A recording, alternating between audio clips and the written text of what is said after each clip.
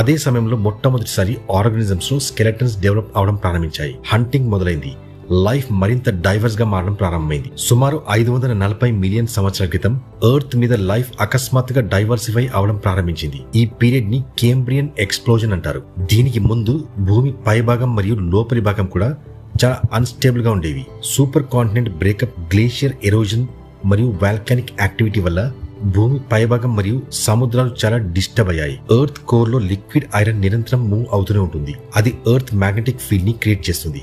ఈ magnetic field life కి చాలా ఇంపార్టెంట్, ఎందుకంటే ఇది హార్మ్ఫుల్ సోలార్ రేడియేషన్ నుండి ఎర్త్ ని ప్రొటెక్ట్ చేస్తూ ఉంటుంది. స్టడీస్ ప్రకారం సుమారు 560 మిలియన్ సంవత్సరాల ముందు ఎర్త్ మ్యాగ్నెటిక్ ఫీల్డ్ స్ట్రెంగ్త్ నేటితో పోలిస్తే కేవలం 10% మాత్రమే ఉండేది. అందుకే సోలార్ రేడియేషన్ ఎర్త్ ని చాలా సులభంగా రీచ్ అయ్యేది. దీంతో ఎన్వైరన్మెంట్ కూడా లైఫ్ కి సేఫ్ గా ఉండేది కాదు. కానీ సర్ఫేస్ మరియు ఓషన్ లెవెల్ స్టెబిలైజ్ అవగానే టెక్టానిక్ యాక్టివిటీ కూడా బ్యాలెన్స్ లోకి వచ్చింది. మ్యాగ్నెటిక్ ఫీల్డ్ కూడా రికవర్ అవడం ప్రారంభించింది. దీంతో భూమి జీవనానికి సేఫ్ మరియు స్టేబుల్ ప్లేస్ గా మారింది. అందుకే ఓల్డ్ రాక్ డిసపియర్ అవడం, ఎన్వైరన్మెంట్ స్టేబిలైజ్ అవడం, సూపర్ కాంటినెంట్ బ్రేకప్ మరియు మ్యాగ్నెటిక్ ఫీల్డ్ రికవరీ ఇవన్నీ కలిసి లైఫ్ ని వేగంగా డైవర్సిఫై అయ్యేలా చేశాయి.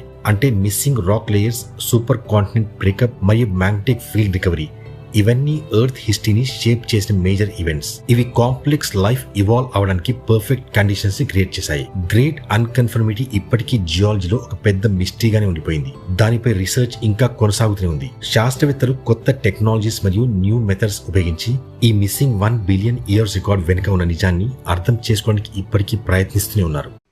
ఈ ఇంట్రెస్టింగ్ వీడియో చూడాలంటే కింద ప్లే బటన్ నొక్కి ఇప్పుడే చూడండి, లేదా యూట్యూబ్లో మా గ్లోబల్ చర్చ్ తెలుగు ఛానల్ని సబ్స్క్రైబ్ చేసుకుని కూడా చూడొచ్చు.